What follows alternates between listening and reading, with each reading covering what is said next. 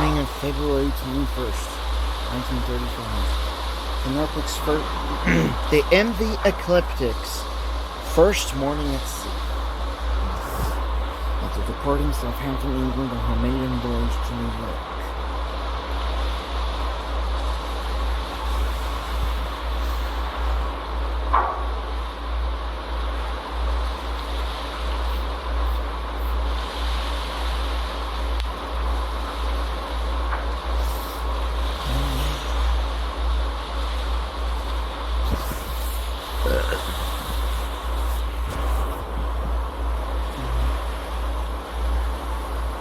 She was the largest ship ever built for the Star Line fleet since the ill-fated Canopic ships.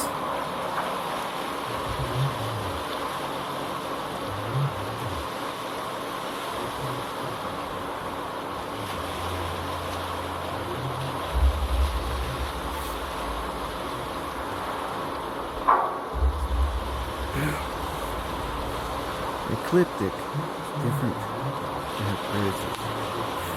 She's sleek, modern, luxurious, and most importantly, unsinkable.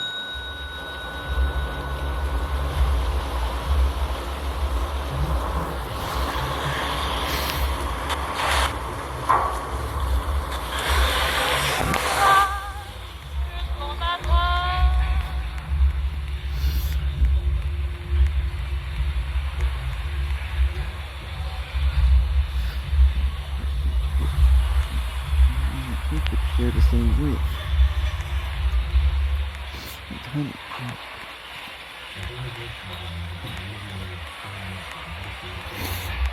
Could be easier for large steamers.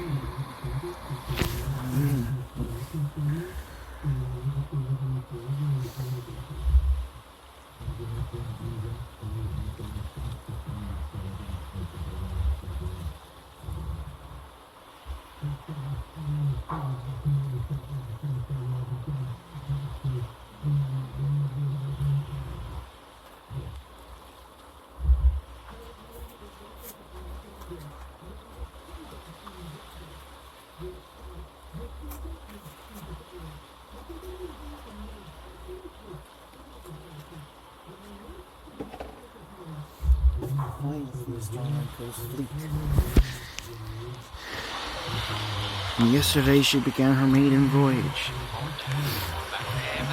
After 2 months of sea trials, she's finally delivered to the Star Line.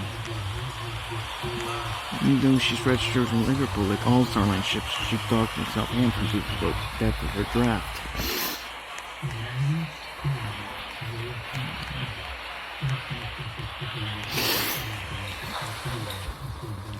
We board her about 1,960 passengers and crew total. 1,260 passengers and about 700 crew on board.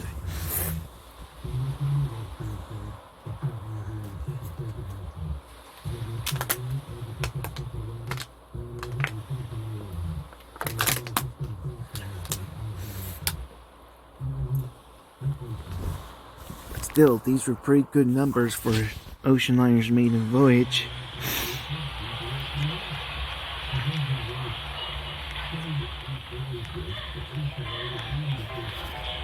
Captain Harrison was excited to bring this brand new ship into New York Harbor.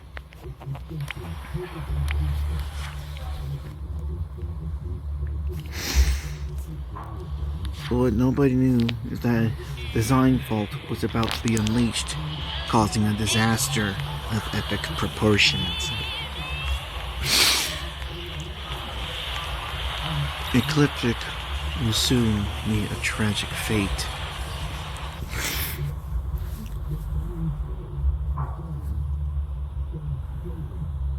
By 12:15 p.m., A leaky valve down below was detected. The crew attempted to do repairs, following procedures by the builders Harland and Wolff, along with Starline Co. personnel, but it would prove to be futile. The valve continued to leak, releasing dangerous gases. All it needed was a spark to trigger an explosion. He decided to shut off the valve to prevent any more gas. But, as they were attempting to do so, it created sparks, which spelled disaster for the ecliptic, sealing the Grand Ocean Liner's fate.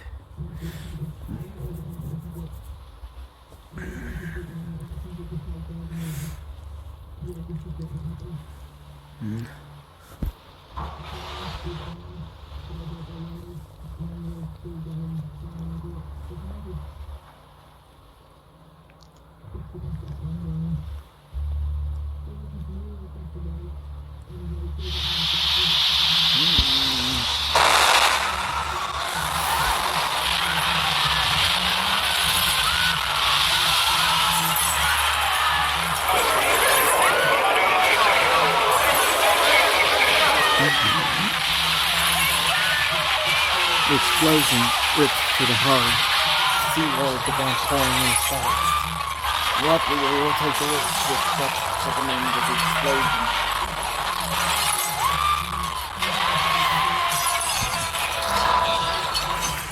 But the damage had already been done.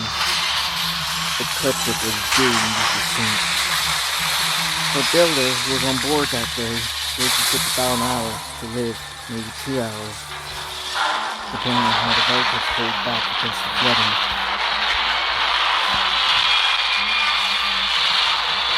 The cargo hatch was blown off by the force of the explosion, releasing a fireball.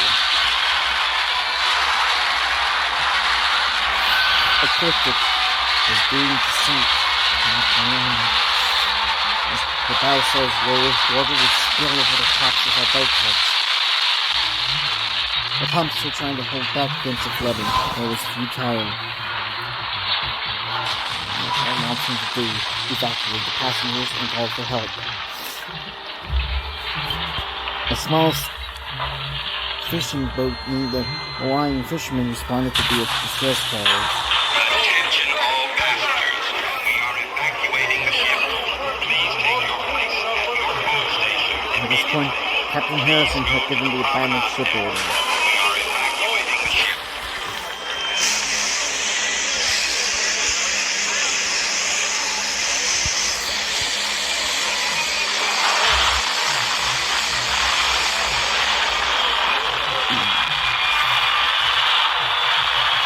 The ecliptic was sinking. The power failed due to a short circuit in the engine as a result of the explosion.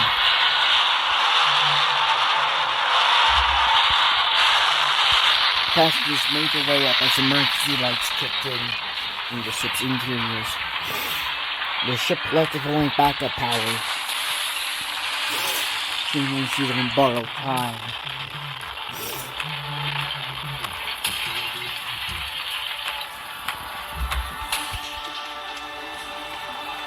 Women and children boarded the lifeboats first, with men being allowed if there was enough room.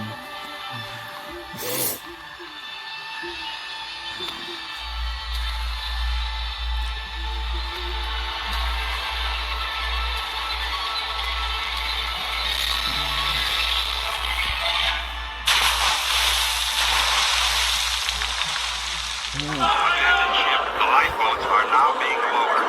Abandoned ship, the lifeboats are now being lowered. All passengers go to the promenade deck. All passengers go to the promenade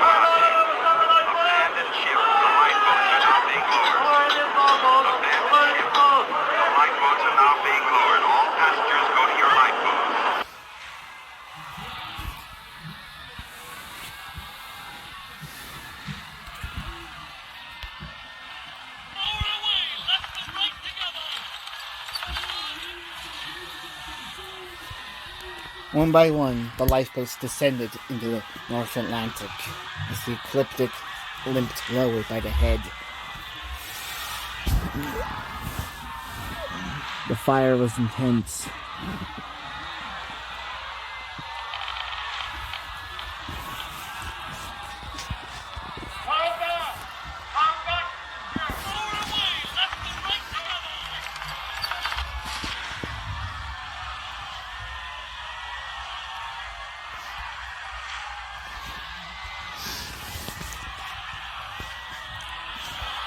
The ship's nameplates on the bow had submerged.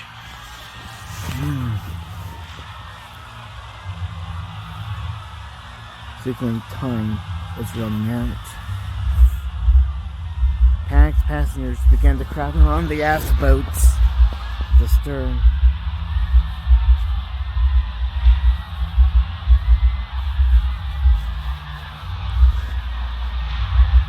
As they were swung out and lowered away.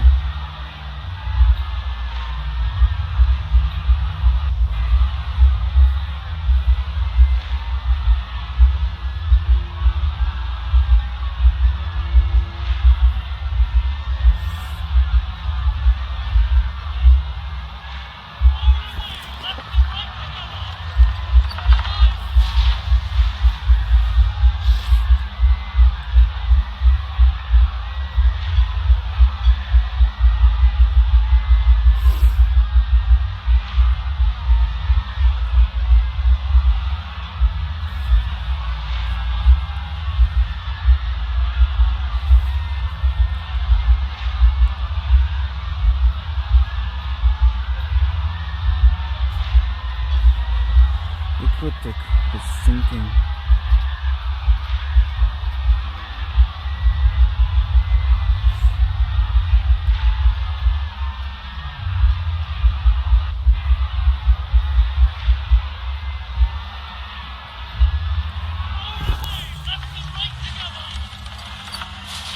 The crew was working on the last available lifeboat on the ecliptic.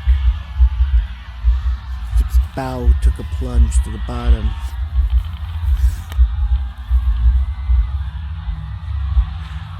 Emergency power continued to work as the ship began to lurch over. She was going under.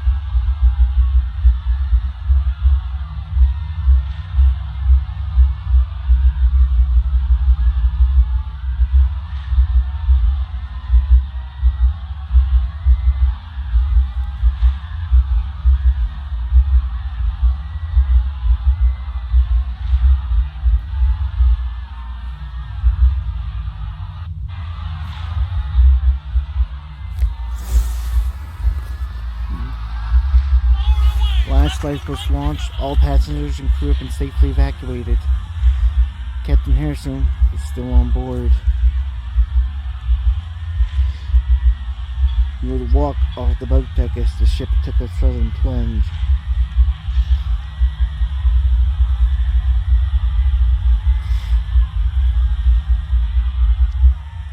He was the last to leave the ship alive. Ecliptic took her tragic final plunge.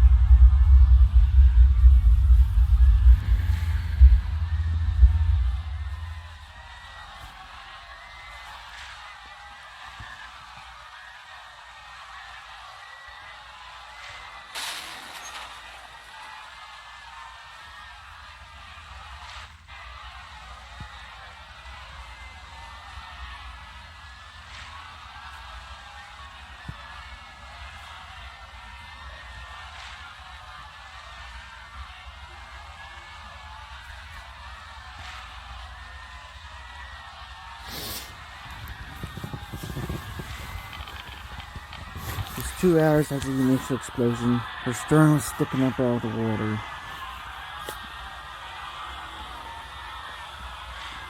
While her bow had completely submerged. Sloped around 30 degrees as she was plummeting to the bottom.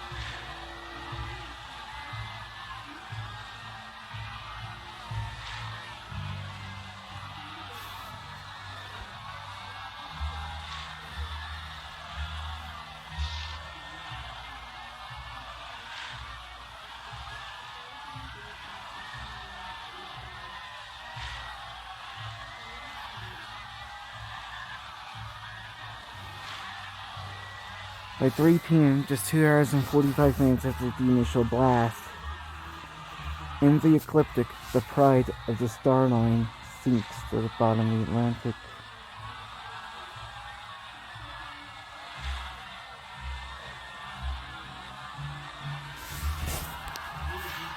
The great ship had sunk. Luckily, no casualties were reported, and all were rescued by 6 p.m.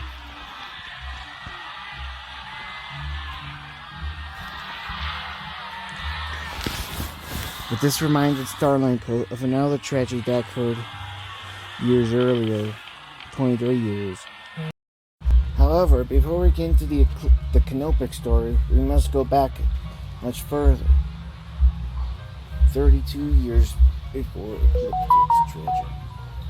We're on the decks of the Romantic, a brand new Starline Co. ship on her maiden voyage from Liverpool to New York. She had made a stopover in Cherbourg, France during the voyage.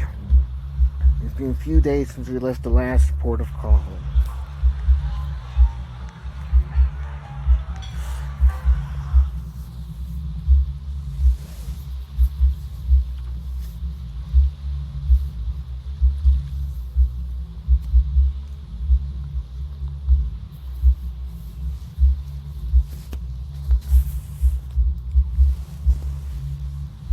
Cherbourg, France. We're bound for New York.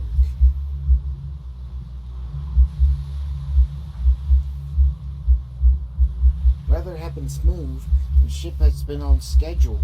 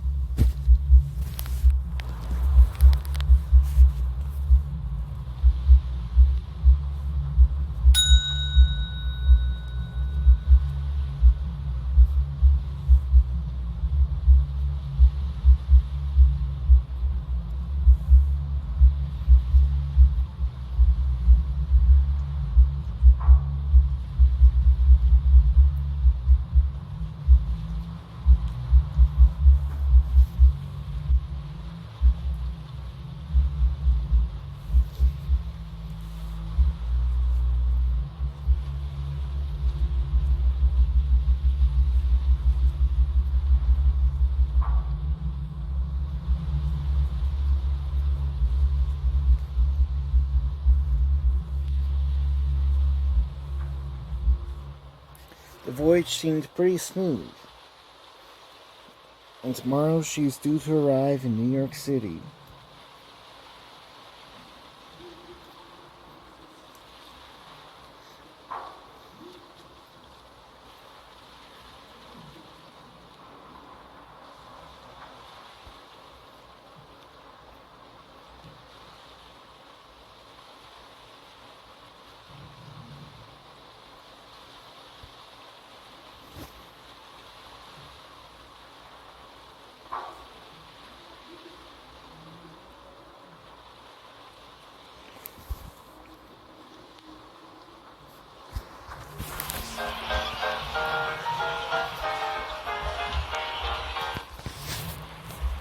And all of a sudden,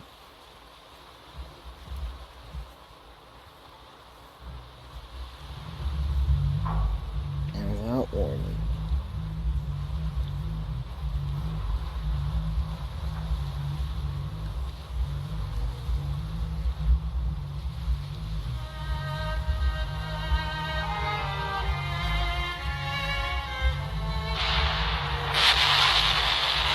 one of our boilers exploded. Reached the crash vector, between ranks of all kinds of boilers exploding. All powers lost, the ship is plunged to the darkness. Then tears of darkness. The ship shudders violently from the blast, taking on a port lift. Near out of horn, the starboard stand. The captain immediately orders the distress guard to be sent to the emergency backup galleries.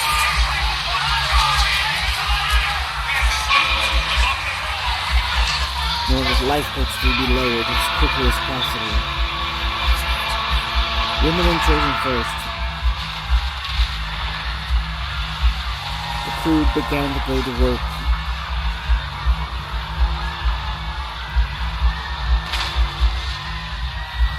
In the lifeboats. Since this was before wireless technology was invented, they had to use signal rockets to try and hail another ship. Luckily, the closest ship was about 5 miles off and spotted the emergency rockets being fired.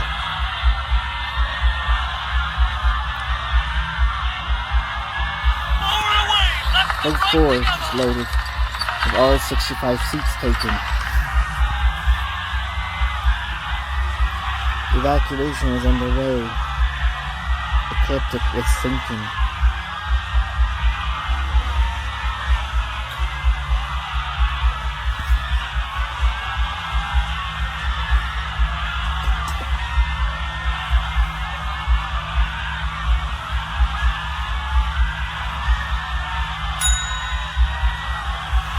A loud snapping noise was heard. Its cables around the phone snapped as the phone began to buckle over, tugging on the cables.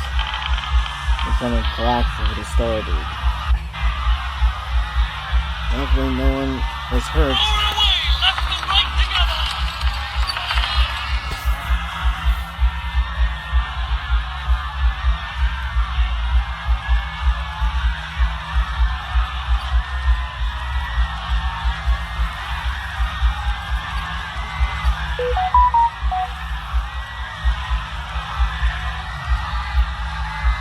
The man was stranded.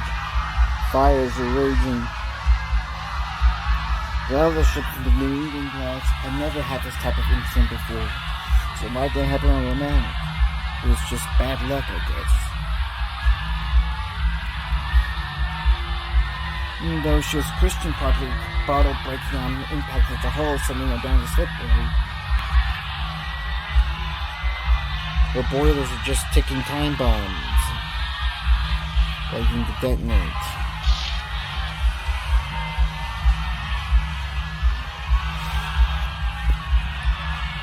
She's forced an evacuation of the sinking ship.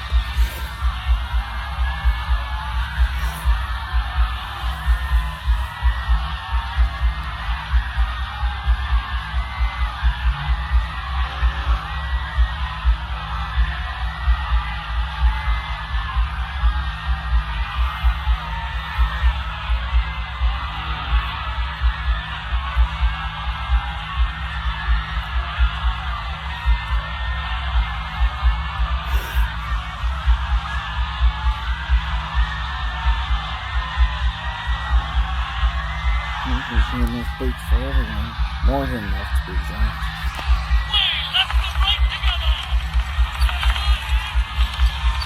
When boat 3 was released, the crew immediately got to work on boat 2 and 1 simultaneously. There was chaos. The ship was rapidly starting to go. This was the skeleton crew ready to abandon their post. He's still staying in his post, hoping that the ship could last long enough for rescue arrives.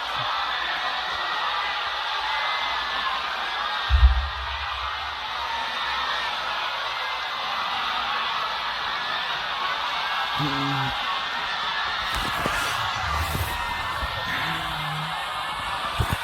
away, left and right together.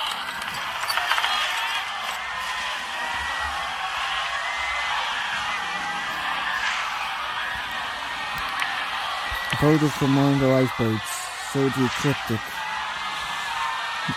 A photo from one of the lifeboats showed the romantic, engulfed in flames and plunging by the stern.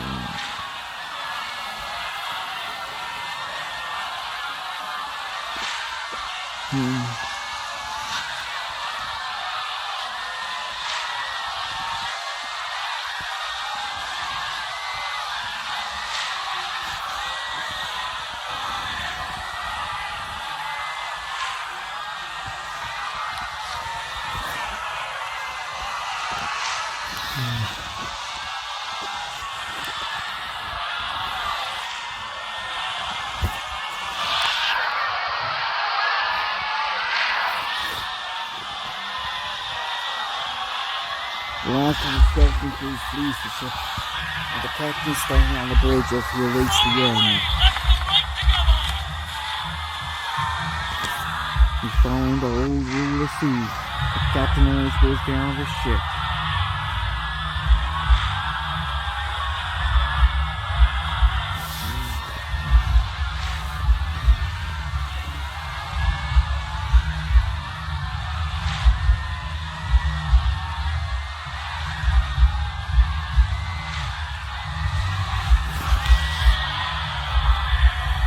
He stayed on board, but the ship dropped him under his feet and he was washed overboard.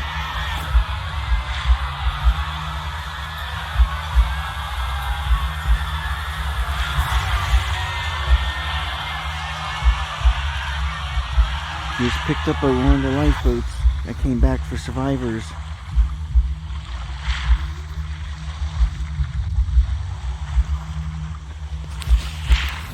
It would be an hour till rescue would arrive. And eventually, survivors were picked up by the SS St. Ives of the British line, of the Harwich line. SS St. Ives of the Harwich line.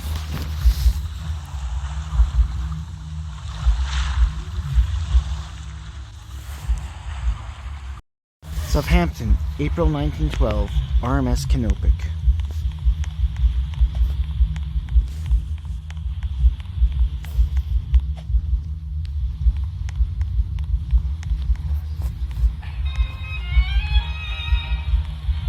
It was the big day. Titanic was departing on her maiden voyage from Southampton, England to New York City.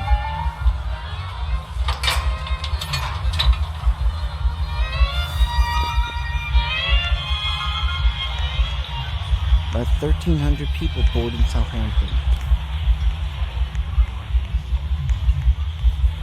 900 in Gerald boardings.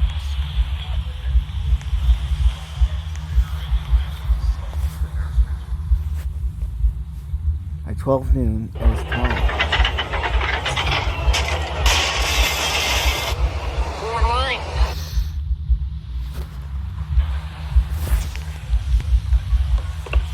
Captain, all passengers are accounted for, and we're ready for departure. All right then, Mr. Gates, make ship go now. Okay. It was time.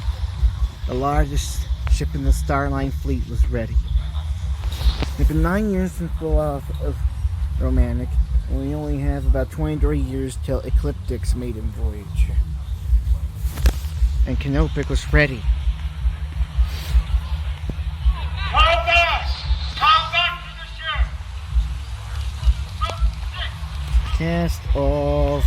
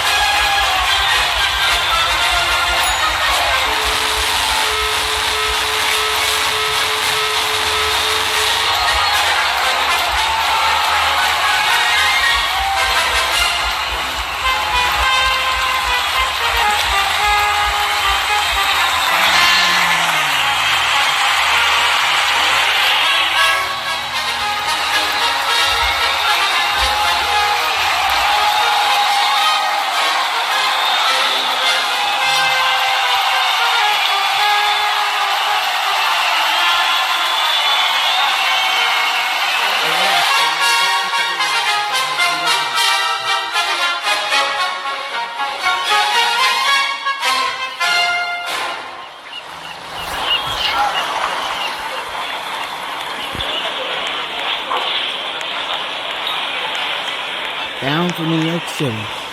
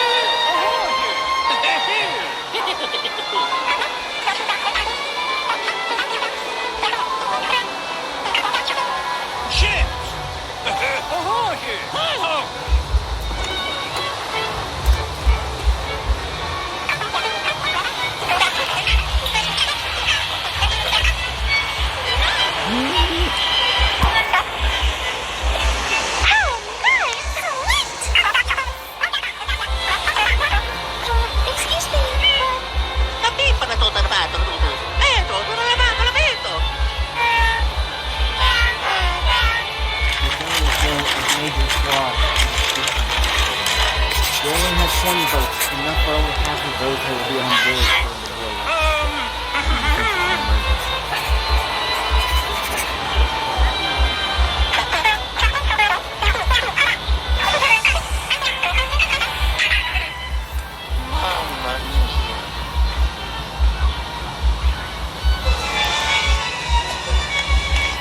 This vlog will be proven fatal within a couple of days.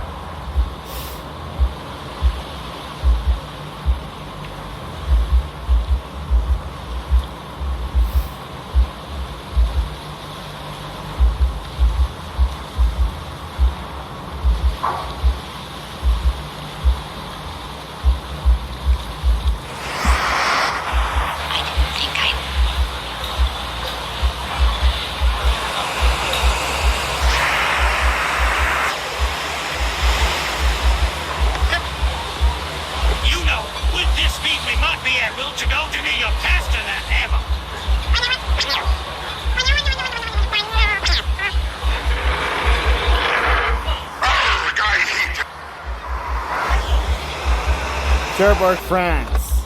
French people, am I right?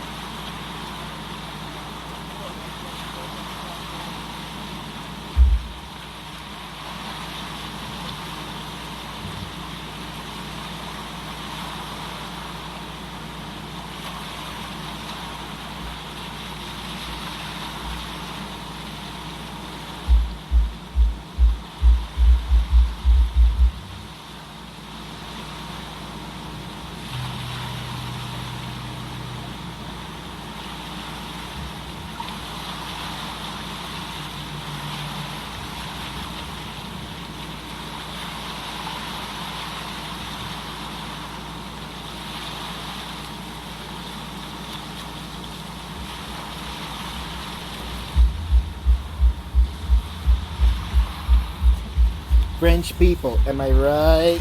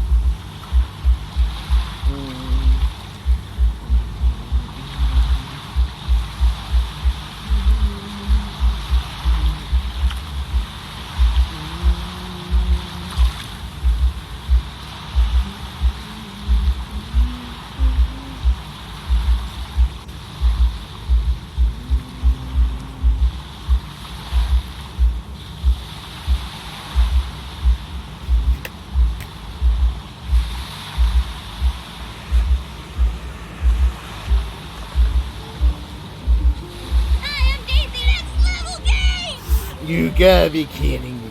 Mamma mia.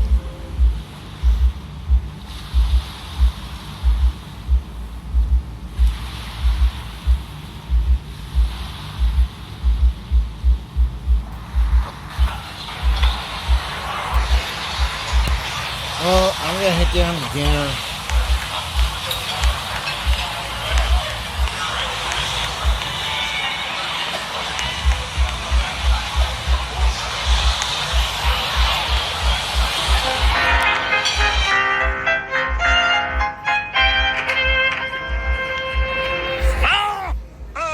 Blah, blah, blah, blah, blah. Woohoo!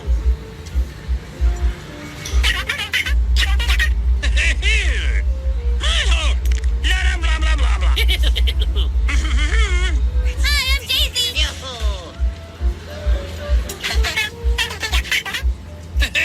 Oh no!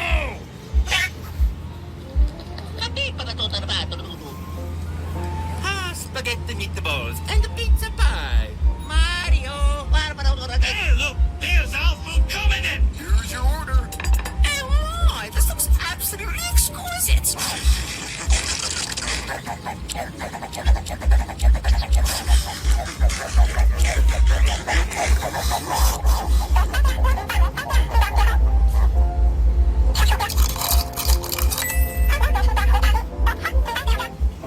Oh, thank you.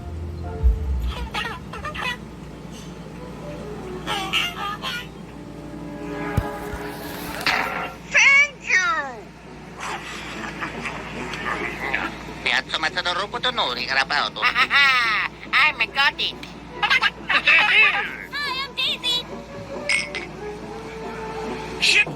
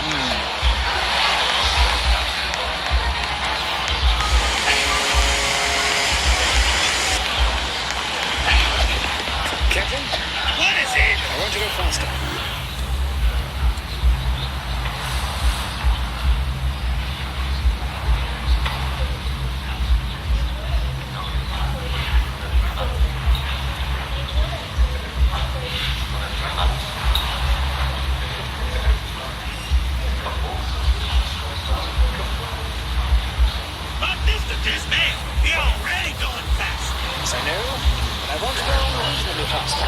Faster than your ship, you get it? Very well. Oh, hear this!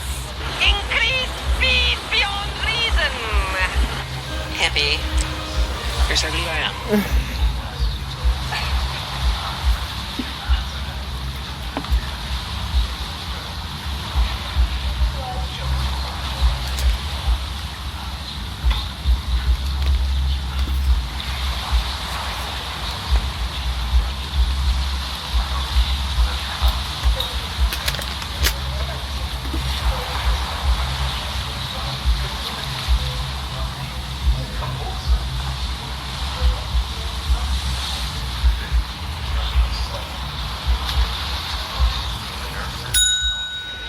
Okay.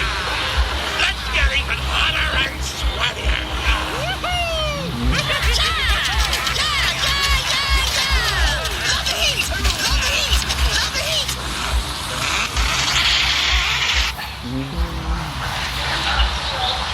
Not the heat! Not the heat! Not the heat!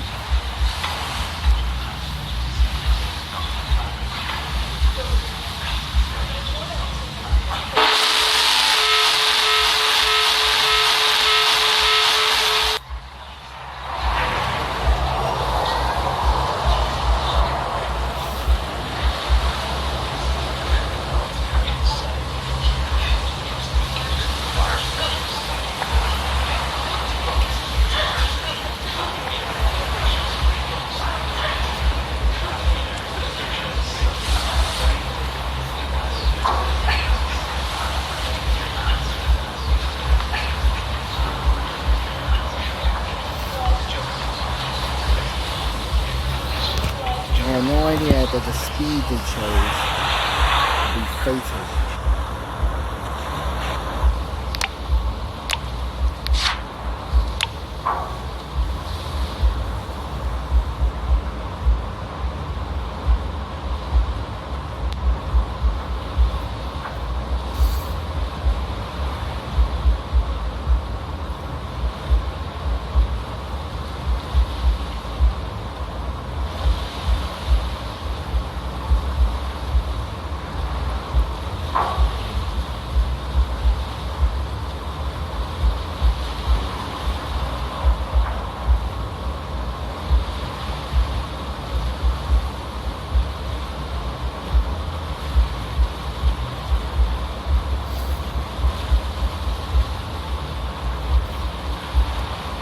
The ship is sailing to disaster. They have no idea what is about to come.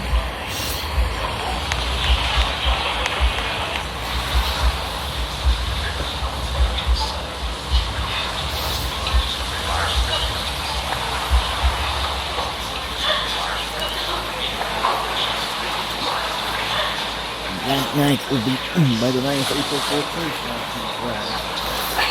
Well, then we can get recording Southampton. We have about 2,200 children in the room. Only enough lifeboats for about half of that. The passengers have not undergone a safety drill yet, because the crew wanted to save time and get to New York, despite all those iceberg warnings. This was a perfect recipe for disaster.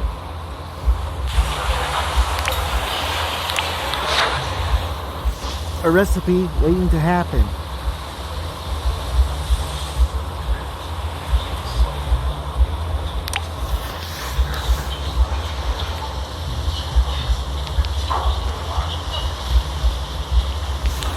There was no moon that night. The ocean was flat calm. It was really cold. Air temperature 32 degrees Fahrenheit. Ocean temperatures are 28 degrees Fahrenheit. So it's a frigid night.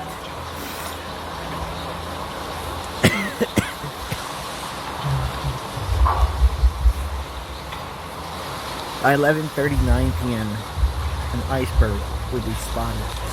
The crew will have very little time to react before disaster strikes.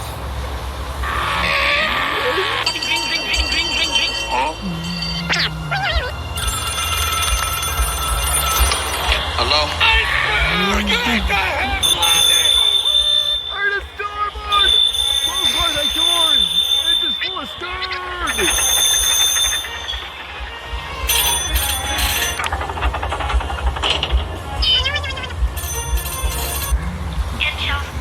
crew just watched as the ship began to turn.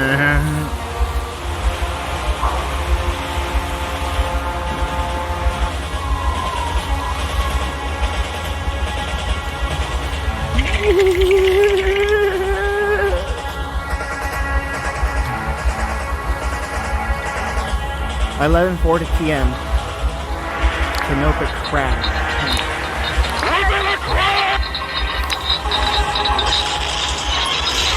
The iceberg brute force.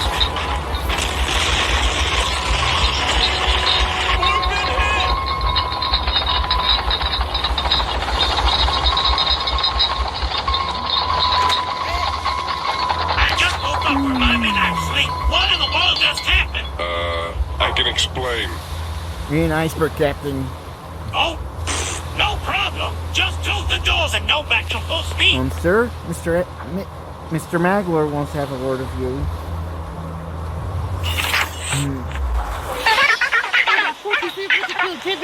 4 peaks, the three cargo holds from 3 and 6. So what's the problem? That's 5 compartments. There's a plane to put it on gas in phase 6, but 5 of them are flooded. So the only left on 4. That's 5. Are you safe? I'm okay, sir, Mr. Wisdom.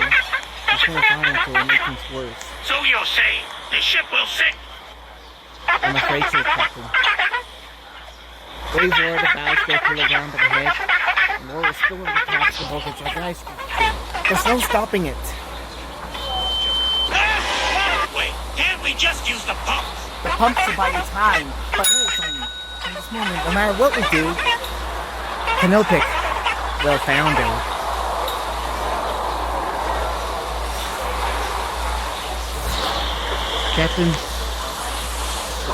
Captain DDD ordered his crew to ready lifeboats and good passengers evacuated along the same as a distress call. Women and children first was the protocol. The ship's band began to play cheery tunes for the passengers. Come back to the ship!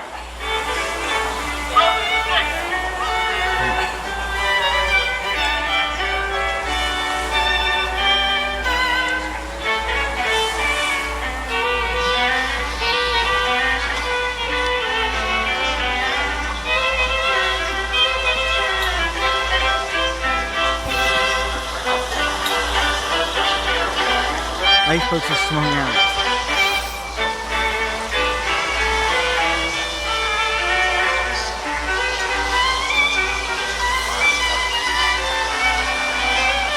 The order was women and children first.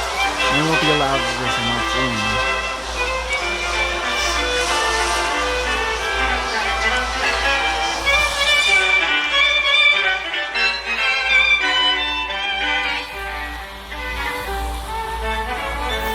The closest to respond was the comic Deuceman, 50 miles away. He responded around 12:25 and would arrive by 4 a.m. The Canopic does not have that long to live at all.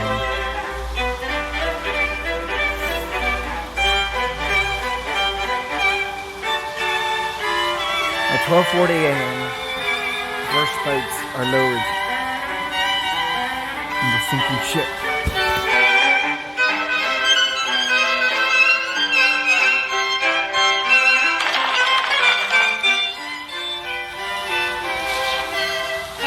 Distress flares are fired every 5 minutes.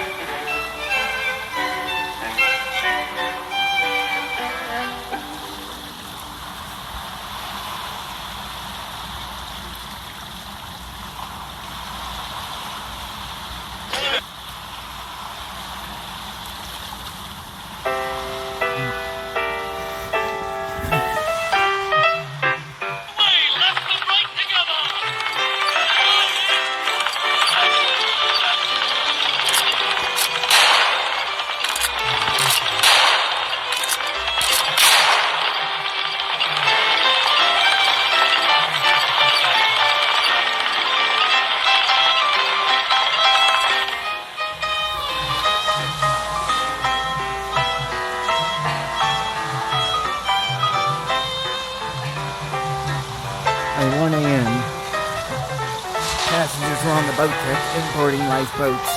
It's been April 15th since midnight.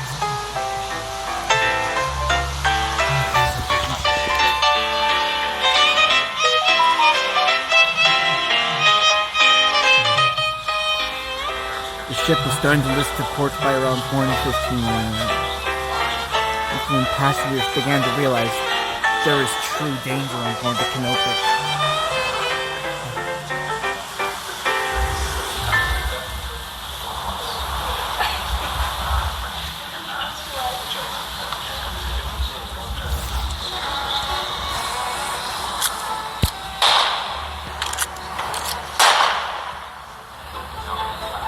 Women and children first!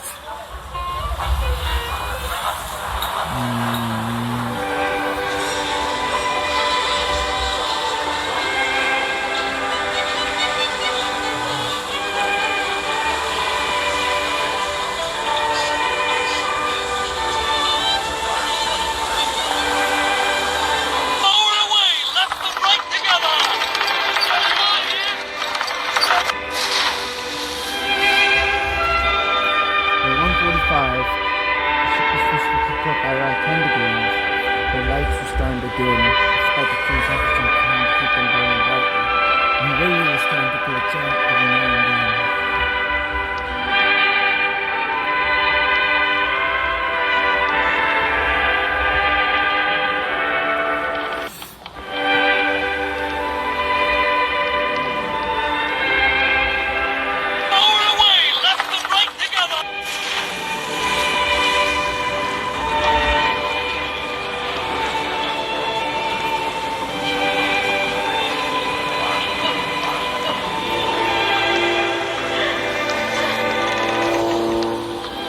Time was running out. By 2 a.m., Canopus only had 20 minutes to live.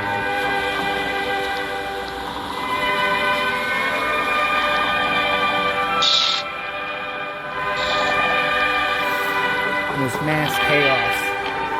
The last two collapse was on the river reactor floors. Both C and D have been lowered. Both A and B have been cut.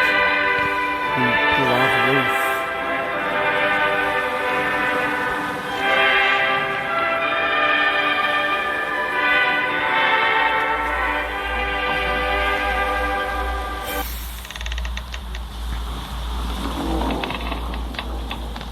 By 2:10 a.m., time was on the essence.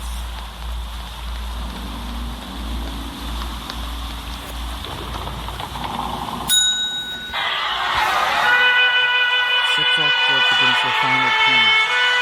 Really, my God, please.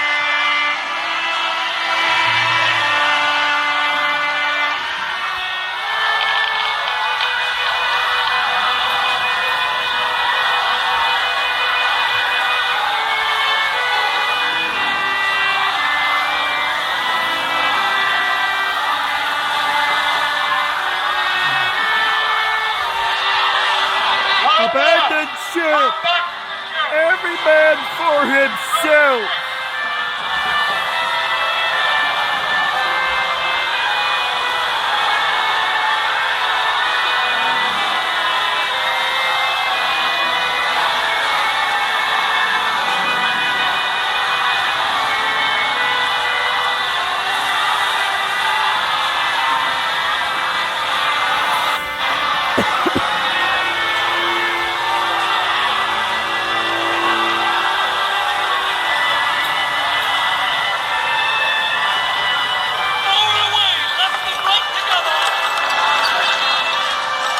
Push that boat out! Jeez! Jeez!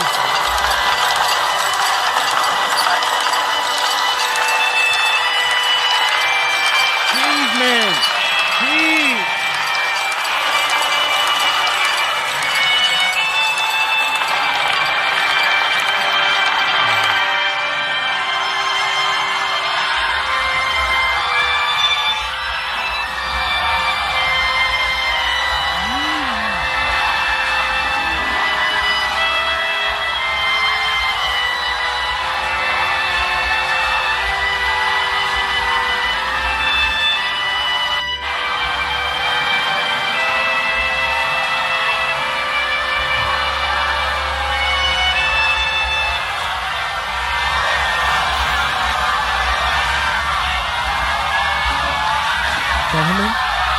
think village came to tonight. It was 2:15 a.m. The beginning of the end for the Connecticut. My bow was beating her over. Her storm was rising higher and higher into roll, putting stress on her hull. As she began to close, 1,500 people were trapped in her decks.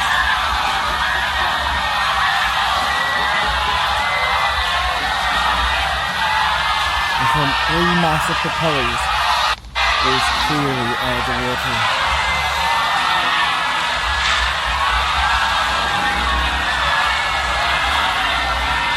The lights were now burning an ominous, dull roar.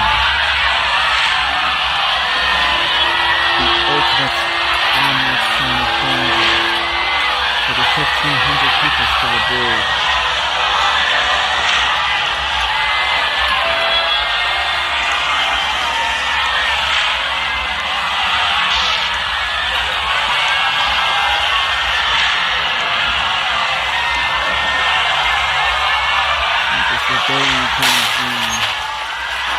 The photo camera collapses under the strain.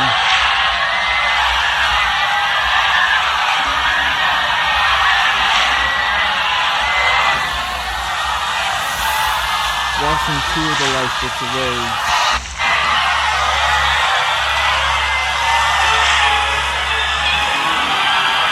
Swing to your right.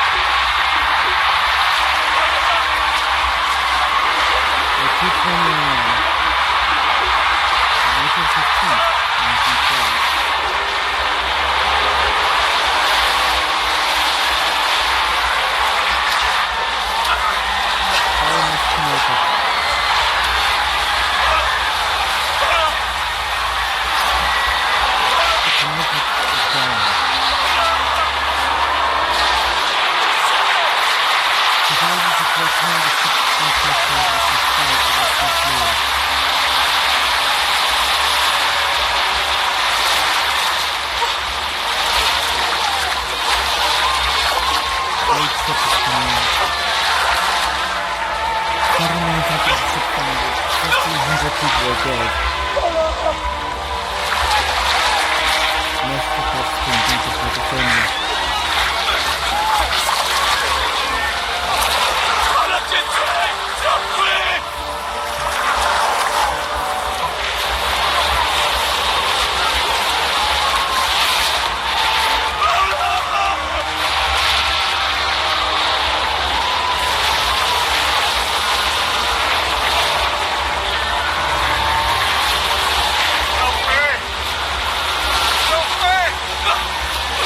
Four people are killed out of the room.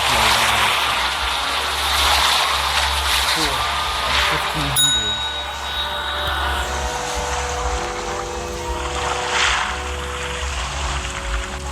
By 3:30, flayers were detected. And by 4 a.m., the comic beastmen have finally arrived.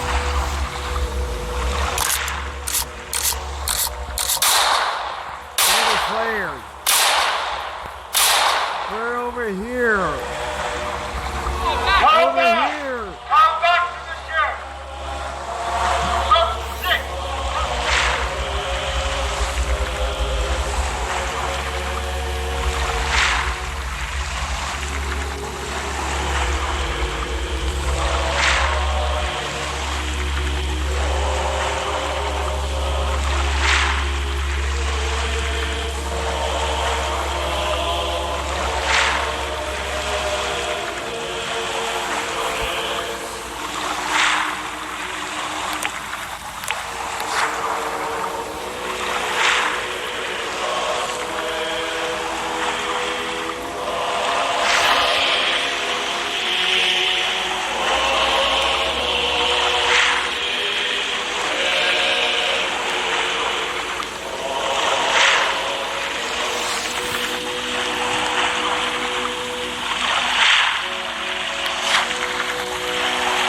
Rescue arrived.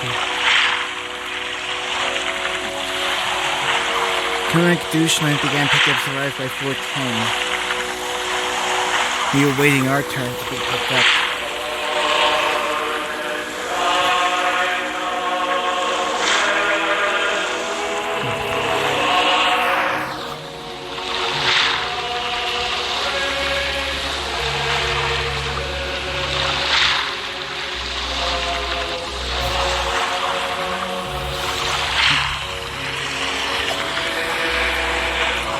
Our nightmare was finally over. We escaped from the deadliest shipwreck in history.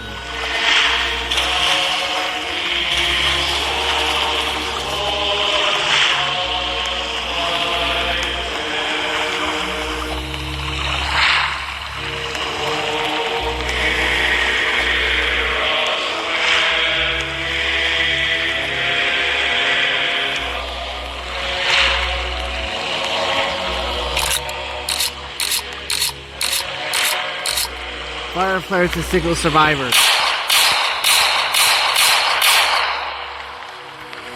Let them know we're here. There could be people in the water.